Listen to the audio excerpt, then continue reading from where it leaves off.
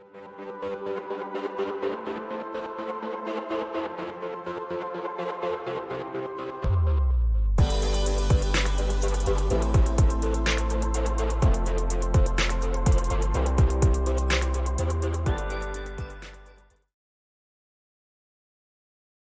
everybody, welcome back to the Dawn of Drones podcast. I'm Dawn Zoldi, your host and the CEO of P3 Tech Consulting. We are kicking off a brand new month. I cannot believe we're in December. We're calling this one the best of 2022. It is being sponsored by Sagetech Avionics again, second year in a row. So thank you, Sagetech. And we have with us CEO Tom Furey. Great to see you, Tom. Hi, Dawn. Good morning. Great to see you, and I can't believe it's another December already. It's been a heck of a year, and I'm looking forward to today's show. Absolutely. I can't wait to dig into everything you have been doing with Sagetech and some of your thoughts on the industry this year. So why don't we just kick it off with a little bit of background about you first, Tom. Tell them kind of a little bit about your history. Sure. Okay. So my history started with going to college a long time ago at a place called the U.S. Naval Academy. And my love of aviation. So I flew airplanes for a while, A6 intruders off of aircraft carrier decks, and you can't have a better job and get paid taxpayers' money to do that. So that led to my love of aviation and aerospace.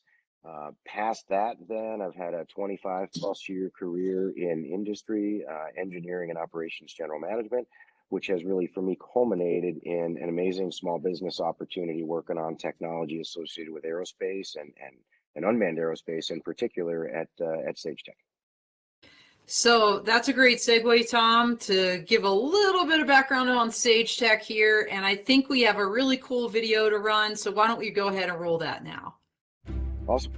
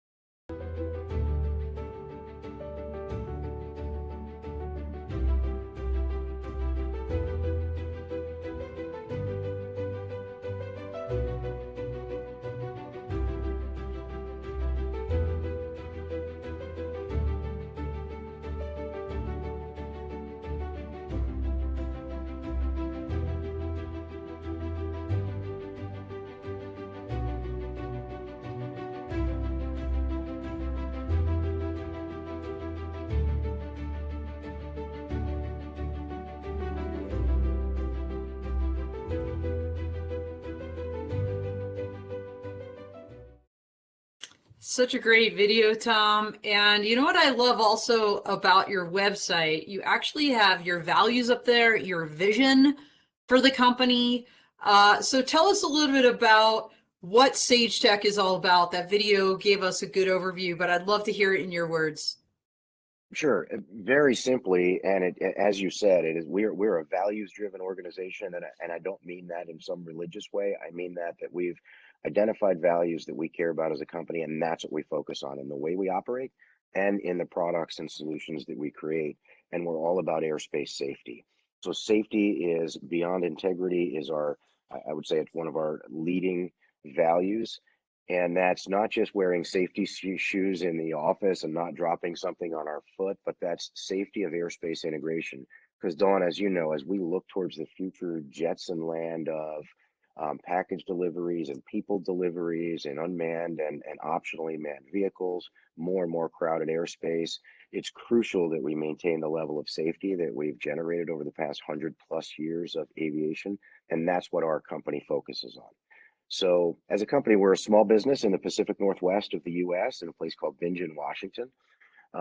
We are a technology company, so most of the people in our company are engineers, and we design very small safety electronics, avionics for use in unmanned and potentially manned or crewed vehicles.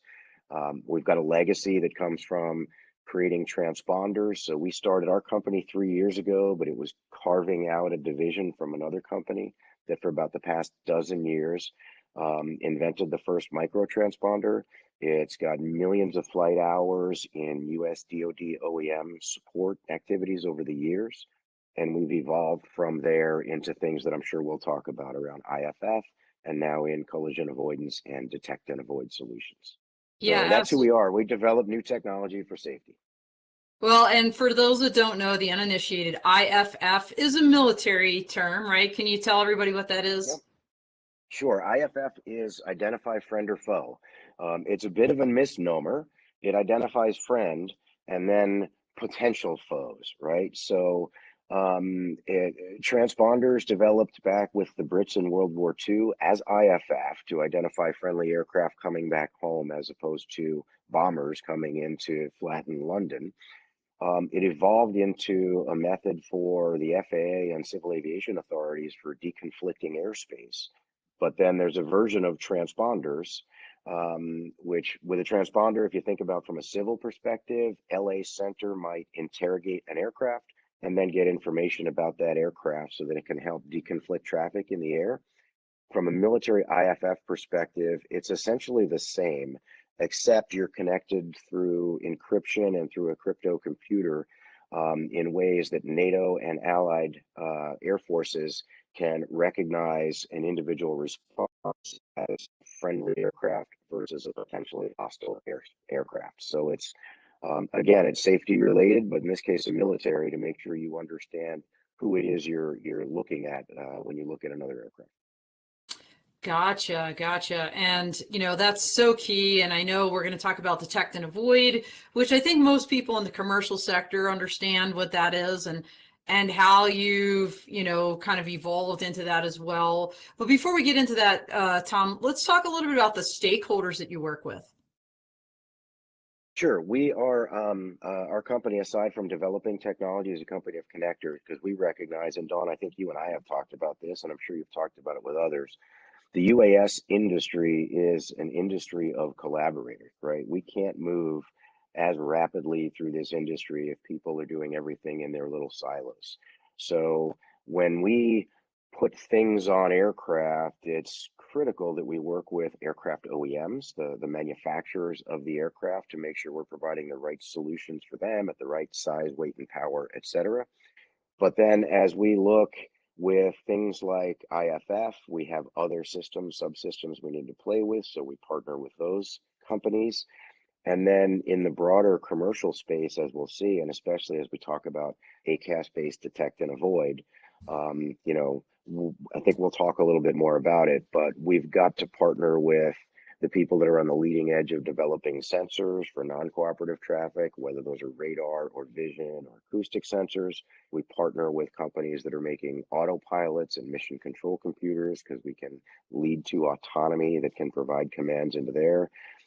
Plus, we partner with regulators. So, with NASA in developing leading edge potential technologies for the FAA, and then the FAA and RTCA committees. And on the military side, the DoD AIMS, which is a NATO and friendly force certification body for IFF type technology. So, we have to partner with all those regulators as well as all the other collaborators that are making similar or adjacent technologies to our own. Yeah, absolutely. I mean, I've seen you out and about, and I know you're doing great things, and a lot has happened this year. In fact, you've also grown like your international sales presence this year as well. Can you explain that a little bit? Yeah, so there's we've always been a company from the origins of this transponder technology a dozen years ago that have sold globally. But typically it's been kind of a few customers that come find us. We've got a network of partners that are resellers, and truthfully, they're really more technical partners than they are resellers that identify opportunities, position us with alongside them for international opportunities. And in particularly this year, Don, when you talk about a year that a lot of things have changed, Yes. aside from the evolution on the commercial side, in February, suddenly we've, since February, been facing the aggression of Russia over in Eastern Europe. And Yes. suddenly we find ourselves, I was in Eastern Europe 2 weeks ago. right? We Really? find ourselves with a lot of customers that are suddenly saying, "Hey, we need to upgrade our military capability." We see where drones play a key part in military offensive and defensive capabilities, and it's important that we recognize whose drone is friendly and whose isn't. So our IFF technology that, as you recall, we certified last year, Yes. is super critical for that. So we're finding a lot of activity around the world, but in particularly those countries that are now a little bit nervous about the aggressor that's in their backyard. Yeah, so absolutely. So we're talking about the MX12B transponder Yes. that you were, yeah, you got certified last year, and also, right, meets the NATO standard, which is really critical Yep. for these partners that you're talking about.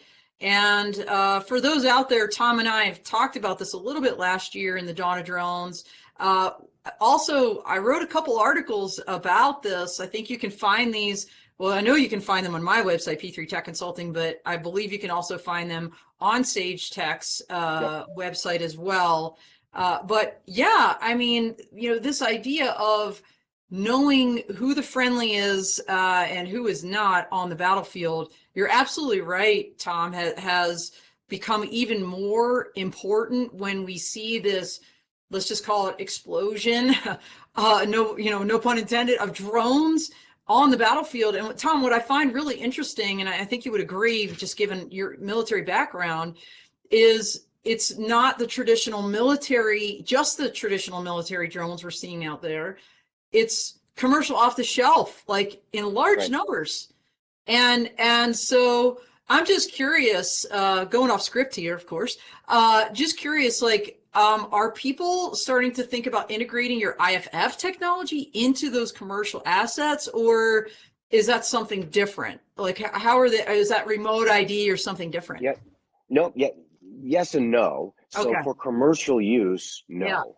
But for military use, dual use technologies, why Right. what we see, and I think you some of your articles were prescient, right? You talked, I think it was a year or even two ago, Yeah. about the need for identifying friend versus foe in airspace with drones. Well, look what happened over the course of this year, right? Yeah, absolutely. Iranian drones being used by Russia that look just like Western technology drones, right? So what we're finding is commercial technology is evolving so rapidly. It's military doesn't need to invest in developing UAS technology. They can just leverage the technology that's being developed for the commercial side. Yeah, and we're So to answer seeing your that, question, right? yeah, Right, Tom? when those dual use drones are used for military purposes, Right. that's where IFF is important because the countries, I should say, in Eastern Europe that are employing those drones for surveillance on their eastern front, right? They want to make sure when those drones are coming back home that they can adequately recognize those as friendly drones so they don't feel that they're getting attacked. Because even the recent advertent or inadvertent, if advertent is a word, right? Damage that occurred in Poland, right, from the Right. nearby conflict. You've got to understand what these airborne threats are. And so the best way to do that is to ensure you know what your assets are so Yeah. that therefore you can distinguish with the other threats. So that was a long answer to a short question. But yes, because dual use technology is so important for all militaries right now because it's Right. evolving so rapidly, we're seeing a lot of applications of drones that have been developed for commercial use that are used for military that are now employing IFF. Well, that makes a lot of sense, Tom. I mean, and you know this, and I think many of our users, many of our listeners know this as well. Defense Innovation Unit's Blue UAS program, right? That's exactly what they're doing, is Yep, taking exactly. commercial off-the-shelf technology, leveraging that for military and other federal use. And yes, they're integrating higher level important components, like I know in the radio, right, encryption, for example, to a certain standard that you're not going to find on the commercial side. So having that IFF in there makes a lot of sense. But that's maybe a great segue to talk a little bit about standards because Tom, you alluded to this earlier. You've been very involved in a whole bunch of committees working on universal standards for IFF and detect and avoid and other things. Can you tell us a little bit about what you've done this year? Sure. On the IFF side, we continually work with those groups, right? So one of the exciting things, and maybe I'm going off script or getting ahead of ourselves. No, that's fine. One of the Go. things I'm super excited about is, I mentioned the IFF, and I always love to play this down, right? IFF is kind of like Marco Polo, if you remember playing that game as a In the kid, right? pool. Marco Yeah, Polo, polo. right? That's the interrogation game, right? So Mhm. a fighter aircraft, a Patriot missile battery, or LA Center interrogate an aircraft and they get a response. And on the military side, it's an encrypted response, right? Um, ADS-B, if you recall, is a new technology being used in quote next gen FAA and EASA airspace regulation, and that's we've talked about before, more of the Horton here's a who. You're not waiting for an interrogation. You're not waiting for a Marco. You're just saying we're here, we're here, we're here. You're doing it multiple times per second, so Okay. that all aircraft can see who else is in the airspace. That ADS-B is a civil technology and it has its own challenges because it's not encrypted at all, it's insecure, etc. But what we'll see evolving, and we're working with the Ames office to certify a device there. We've demonstrated it at Army and international exercises this year. It's called Okay. Mode 5 Level 2 Broadcast, which is encrypted secure ADS-B. So Oh, now, instead of wow. having to interrogate an aircraft to Right. determine whether it's friendly, interrogators are big and expensive, right? Yep. Now you can just passively listen. And if you have the right equipment, Mode 5 Level 2B in as a receiver, you can Yep. receive those broadcasts that are Mode 5 Level 2B out transmissions that are essentially encrypted ADS-B to use for further securing the combat airspace and identifying who's friendly and who's potentially hostile.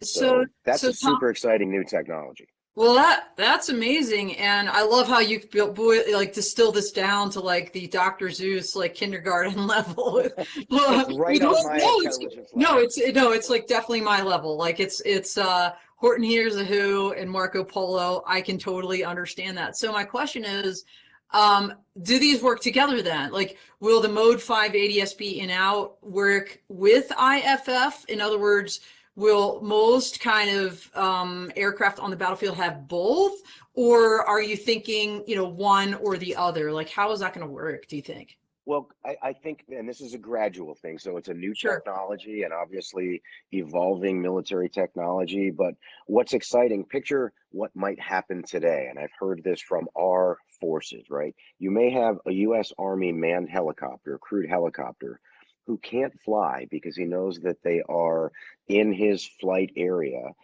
There are drones in the air, right? And that's a Okay. safety hazard because he can't necessarily see where all of those drones are, right? Okay. And particularly can't tell whether they're friendly or not. Um, if you wanted, if in today's technology, if you want to have a helicopter recognize whether a drone that's in the air is friendly or potentially hostile, you've got to put an interrogator on that. Okay. Interrogators have directional antennas. They're big, they're expensive, they're heavy. They're Yeah. additional equipment that we put on fighter aircraft, we put on ships, we put on missile batteries, right? But you can't put them on every aircraft. Okay. What you can do is put an encrypted ADS-B receiver, which is a Mode 5 Level 2B. Our Okay. MX 12B device will Hmm. contain Mode 5 Level 2B out this year. We're working to certify that now. And it Okay. can also contain a Mode 5 Level 2B receiver. So now, in simple low size, weight, and power equipage, you can put it on all aircraft. So all military aircraft can recognize when there are other aircraft in the airspace and whether they're friendly or potentially hostile. So anticipated over the next years to be outfitted across all NATO aircraft of any type that carry IFF, that they can carry a receiver as well as a transmitter, and they can deconflict themselves in the airspace. Wow, that is hugely significant. So the drones you're talking about for your MX-12B, first of all, I don't know if you have one there handy or whatever. Like, it's very small. Can you describe how Right. small it is? Yeah, I don't, unfortunately, because we we have our first snow day, and I couldn't get out of my driveway today. But it is literally exactly the size of a deck of cards. It weighs 190 grams, which is well less than half a pound. And Okay. this is compared to traditional IFF. When we certified that in early 2021, it was the very first micro IFF. Prior Right. to that, the smallest was 7 pounds, and we lovingly call it a cinder block because that's Yeah. how I big mean, it was. that's right. Yeah, now it's the size of a deck of cards, and it weighs well less than half a pound. And then you add a very small encryption computer with it, and you have a complete IFF system that's that size.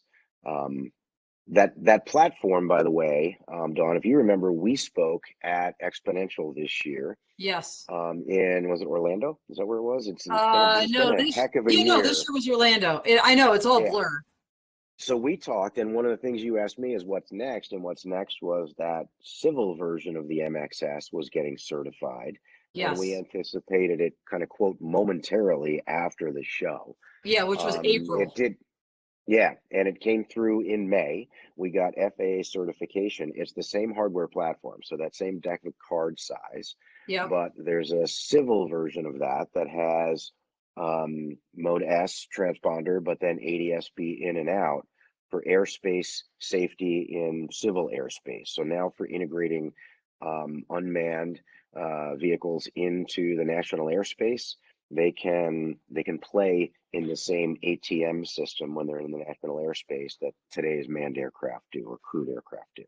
Okay, well, first of all, congratulations on that accomplishment. That's huge. Thank you. I do have a question. So it is so small. It weighs like, I think you said less than half a pound. So as a practical matter, for part 107, as an example, 55 pounds or less, do you anticipate the civil version of your transponder being able to go on let's just call it by definition, a small UAS? uh, in addition to larger ones on the civil side? By only by exception. So if you Okay. recall when the remote ID rule came out, one of the Yes. things that the remote ID rule addressed was that less than 55 pound, and I say 55, you say 55. I think the FAA says around 55 pounds. So Okay. or That's that that precise. sort of that sort of smaller UAS, larger UAS, and in Yep. lower airspace, lower altitude airspace versus Right. larger or higher airspace. So you're Right. talking generally the less than 400 feet and less than 55 pounds. While you could equip them with our MX, and in some cases we're working with customers to do so, Okay. um, you're not going to transmit ADS-B and you're not going to respond to interrogations because Right. there's a spectrum saturation concern, which is a Yes. valid concern, right? If you get thousands of aircraft in the airspace, all squittering as it's called, and Yep. squawking and all the other SQ things that we do, Yep. you're going to saturate the airspace and no one will know who else is there, and you'll eliminate safety as opposed to improving safety. What we're Okay. developing as we move into next year, and again, um, you and I had talked about what comes next, right? Right. We're working on a very small, and again, I wish I had it with me. If I was able to get to the office today, I'd have it. But It's okay. now we're talking 2 ounces, less than 60 grams, right? So a third the weight of the MX, a passive multi-band receiver that can receive all aspects of ADS-B that's out there, right? So it Okay. can receive that. It could actually transmit if necessary at a low power, but generally it won't transmit for the smaller aircraft.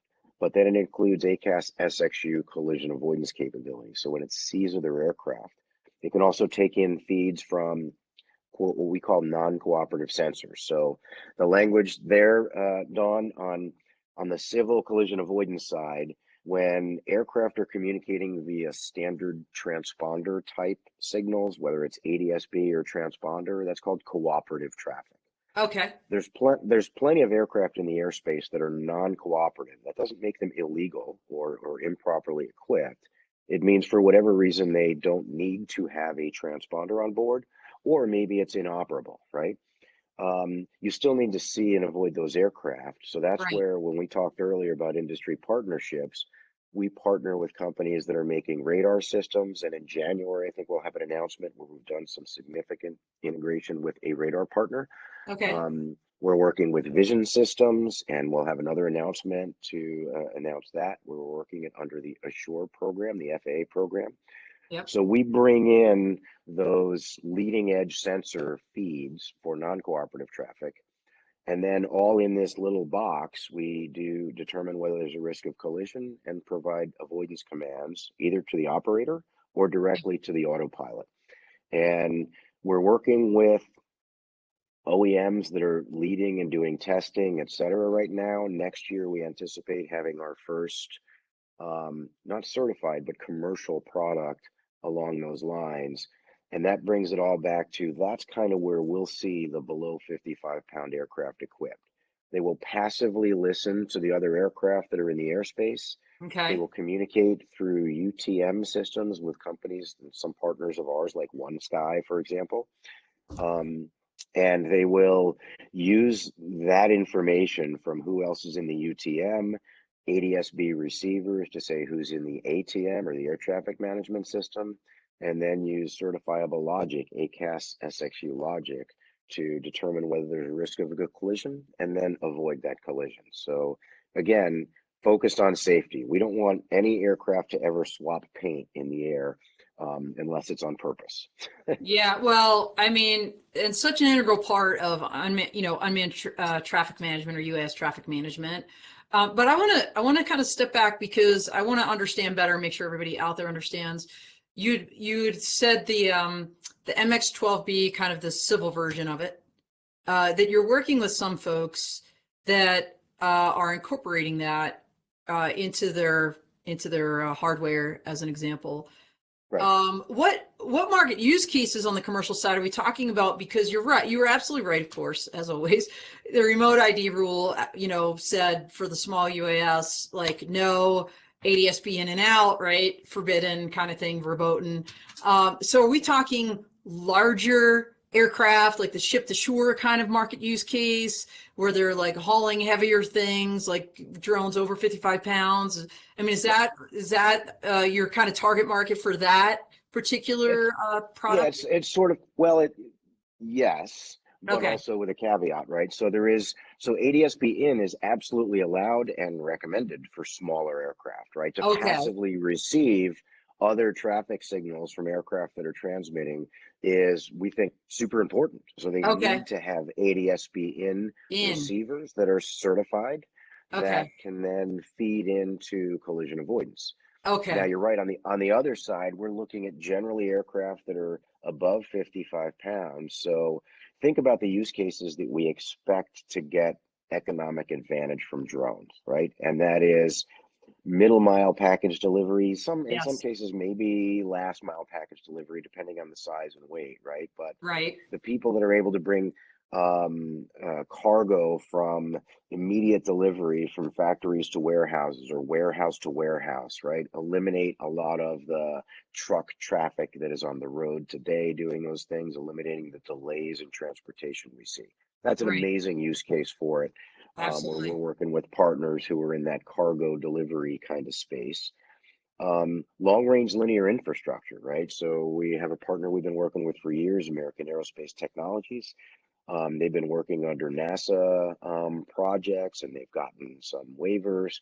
But think about all of the people that have to go out in harm's way in pickup trucks to drive across places to inspect pipelines, to inspect power lines, and things like that, right? Right.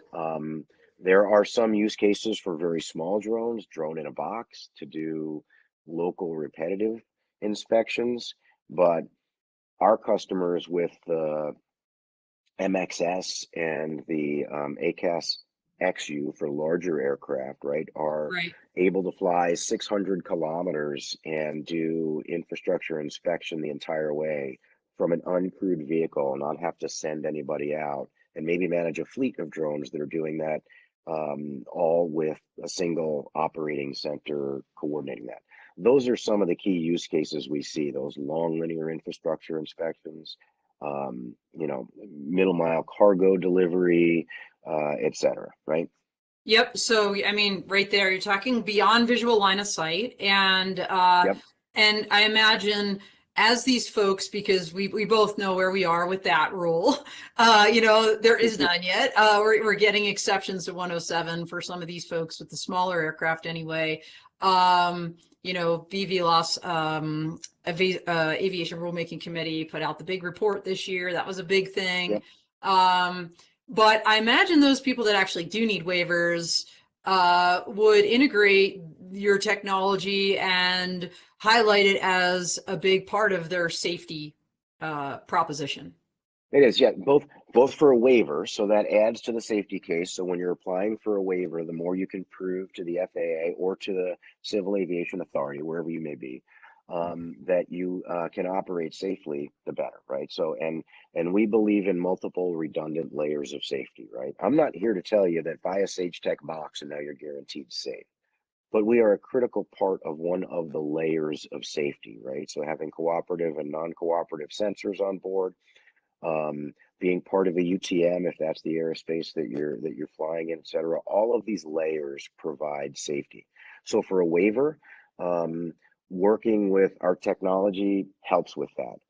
As importantly, where we really see a lot of our customers is they're working their way through the aircraft type certification process with the FAA. Yes. So that we get to that nirvana of having routine BVLOS ops without requiring a waiver, right? That we play, and we're working with a company called Applied Aeronautics, who are a drone OEM, and we're working with a few academic partners: Embry-Riddle University, University of North Dakota, in Kentucky.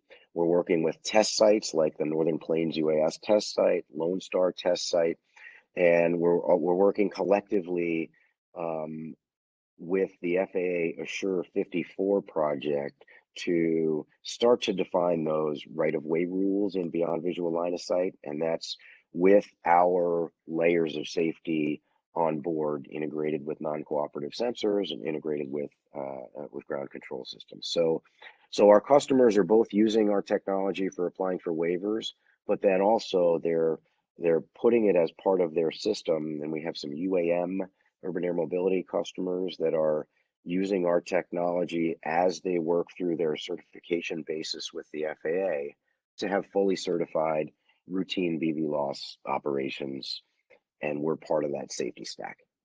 Well, I was just going to ask you about that, because in your video you had essentially an electric vertical takeoff and landing aircraft featured as part of that video, eVTOL.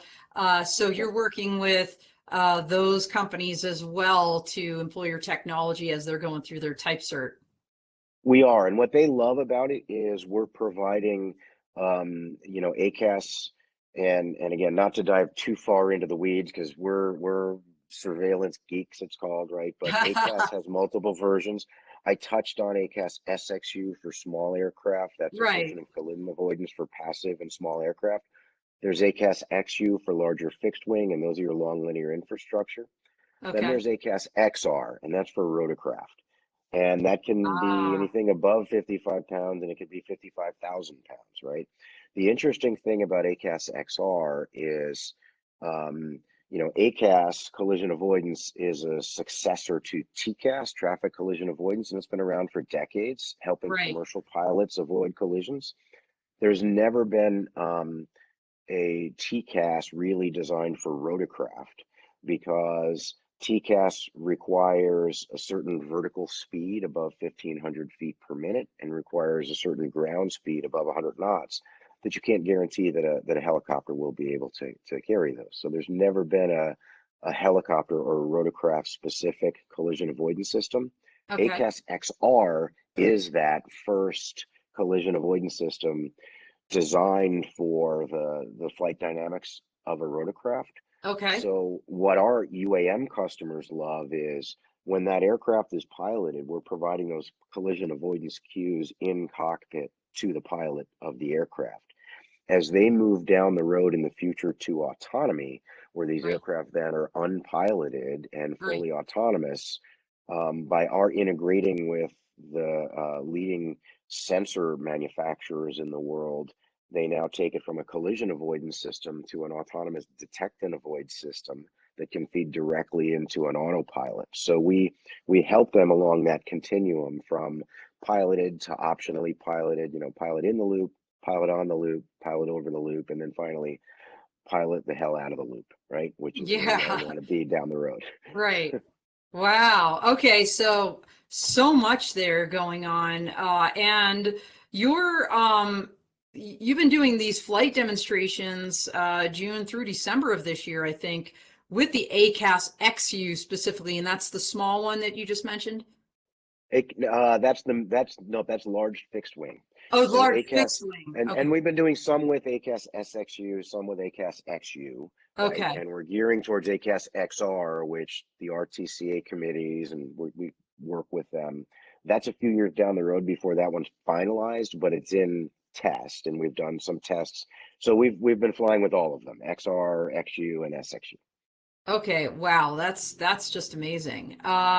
You've been doing a lot of things this year, Tom. I mean, besides getting your, let's just call it your commercial version of the MX-12B approved, that's what you got in May. Did I just do that? Yep, Say that that's right? correct. Okay, Yep. all right. It's hard to keep track because you've achieved so much. You did in all of this different R&D with Assure and University of Kansas and University of North Dakota, which I love, by the way. I was just up there in October. I think you were too. I saw you I there. was. Yep. Yeah, yeah. You did a really cool thing in Germany in military airspace. This was in June. I'm We just did jumping. one. Yeah, one of our customers, Primico UAV, actually gained. It's not just. It wasn't a one-time thing. They actually gained an LUC, so they've basically gotten a long-term waiver for flying beyond line of sight, and our technology was a critical part of their safety case to achieve that. Oh wow, that's terrific. That's great. And speaking of events, we just mentioned the one where we saw each other in October. That was the UAS Yep. Summit and Expo in North Dakota. By the way, everybody, if you haven't been to it yet, you need to go. It's really it's such a great community out there. I love it. How everybody's aligned, from the university through Northrop Grumman, General Atomics, And Senator the test Hogan. site, the government, yeah. Oh my gosh, I know Senator Hoven was on I did a live stream and he was a hoot. I mean, this guy, he's all over it. He loves drones and it was just so cool to see someone in government like that was so supportive of what is Right. happening in this industry. You mentioned exponential. Are there any looking back over the year, I'm sure you've been to a couple other shows, any that like stand out? I think exponential really stood out for me this year. And I say that because, first of all, you and I got to participate together on one of We your did. broadcasts or whatever it Yes. was. Yeah. But most importantly, if you remember, the year before was the first post-pandemic exponential. I think it was in Atlanta. And it was Yes, a that's bit of right. a letdown because people still hadn't sort of emerged from the pandemic. It felt like at that exponential last spring was the first time where people really emerged from the pandemic. The industry was collaborating face to face again. There was just so much going on. We participated in the commercial UAV Expo, Drone Expo, whatever it was in Las Vegas. Yep, September. Participated in defense industry days over in Eastern Europe, as I mentioned, and we've had our partners participating in air shows kind of around the world. But that emerging from the cave to Orlando with Exponential, I got to say that one really stuck out for me. That finally it felt like we had moved the needle at coming out of the pandemic as an industry. I agree. I mean, I remember that week and it was just such a blur. First of all, you attended my very first Law Tech Connect workshop, which I That's appreciated. right. I forgot. Yeah, I almost forgot Yeah, about that. that was on Monday and it just kind of got, in fact, actually we had a happy hour Sunday night. We did this thing Monday and then it just kind of got more insane from there. I was like physically, mentally, spiritually, in every way exhausted by the end of that week, but in a good way. Yeah. I thought it was great. And I hope to see everybody out in Denver next year. We do in Law Tech Connect again on Monday, May 8th. And it should be great. Denver's an hour from my house, so super excited. We're in Colorado. So all good stuff. But where might you go next year? What do you have kind of on the docket? In terms of shows, you mean? Yeah. Probably kind of more of the same, right? So I Yeah. anticipate that we'll continue to partner, as I mentioned, internationally. We continue to strengthen our partner network globally. We've now got partners that we're working with in Korea and in Japan, in Eastern Europe, as I mentioned, in many countries there, in Turkey and in Saudi Arabia and South Africa, et Oh, cetera. wow. So Yeah. we'll participate whether live or virtually with them in a lot of international shows. We'll be at Exponential in Denver, obviously. We anticipate we'll be at the Commercial UAV Expo. We'll be back, as you mentioned, the UAS Summit. The first time I sort of begrudgingly went to North Dakota in October. Not sure why I was going. And I will Yes. say that's a do not miss kind of show, because it is such a kind of UAS or drone centric community up there with the test site, the government, et cetera. I can't say enough, just like you Yeah. mentioned. So that's what we anticipate next year. But who knows? There may be others that emerge, because there were certainly some that weren't on our docket this year. There's a lot of, being military players, we spend a lot of time at different military shows. I mean, I was in Huntsville, I was at Fort Rucker, I was at Fort Stewart this year. We'll be at probably maybe Tailhook for the Naval Aviation Association, the Association of the Air Force, Quad A lot of military shows as well. So Very it's going to cool. be another busy year next year. It will be. I already, I've kind of vowed like maybe to only travel 1 week a month, right? That was like my vow for 2023. I've already blown that for January. I'm at least traveling 2 weeks, maybe three that month already. Like it's insane. But what I would say to you and to everybody out there too is, the National Business Aviation Association, NBAA, does this BACE, right, event every year. It's huge. For manned aviation, you know about this, Tom, but I think for the first year, and I did have to scale back this year. I was all ready to go, and the last minute I didn't go, but I heard it was phenomenal. My good friend Tony Drummond went. They have a whole emerging technologies section that continues to grow, and eVTOL aircraft, drones highlighted there. And I feel like 2023, I hope, is our breakout year. When I say breakout year, I mean breaking down those stovepipes, because you've been talking about it this whole entire podcast, Tom, the fact that your technologies are relevant for all kinds of aviation, whether it's small drones, large drones, eVTOL aircraft, general aviation. They all are going to be in the same airspace. And that's probably a great segue to this slide we have, because I know you have a lot of things on the docket for next year, and I'm hoping that the drone people and the eVTOL people and the general aviation people actually get together and have the conversations that need to be had, and not just in their own little groups, right? So tell Right. us about next year, and kind of how you see this all coming together for you. Yeah, next year I mentioned we're going to have a super busy year, obviously, with the different shows. I, like you, share the hope and the expectation, actually, that we'll make substantial progress towards, the enablement of the industry, the continued enablement of the industry. And I don't find fault with the FAA at all, because, as I No. mentioned, our focus is safety, and I don't want to run into an unsafe condition as an industry and then have to backpedal. That'll set us back um, hugely, right? But Right. I do expect there to be more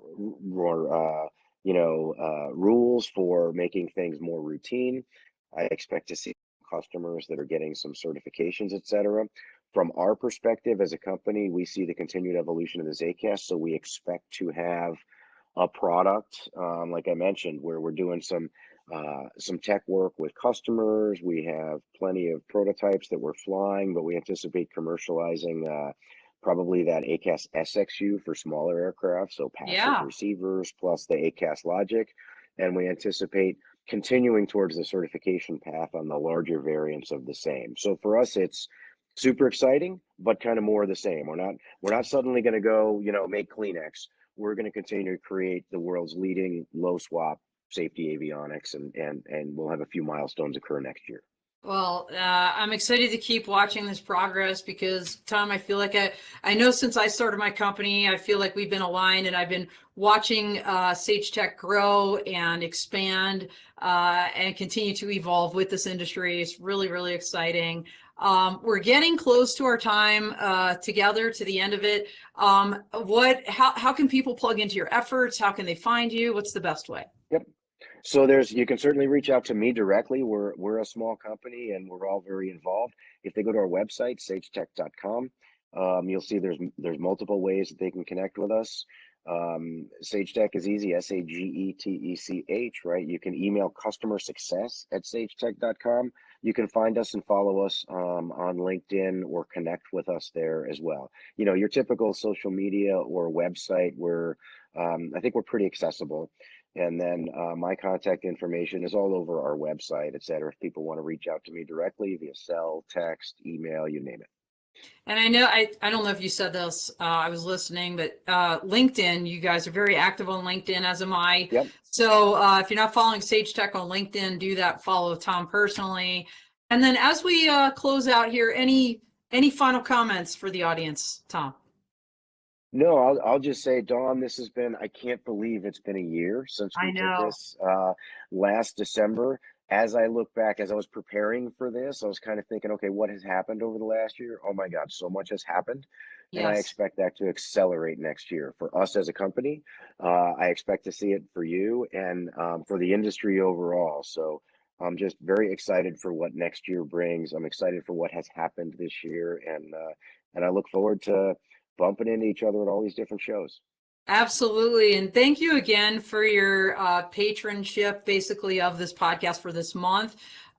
We've got some other exciting, besides this one, of course, exciting podcasts coming out. We're going to end the year with NASA and the FAA again. So really excited about that. And then we're going to have a senior leader kind of look back and look forward episode as well. So that should be really fun. Of course, we got John Eberhardt from ATA in there as well with one episode. So it's going to be a great month. Thank you so much, Tom. That is all she wrote, everybody. We are out here.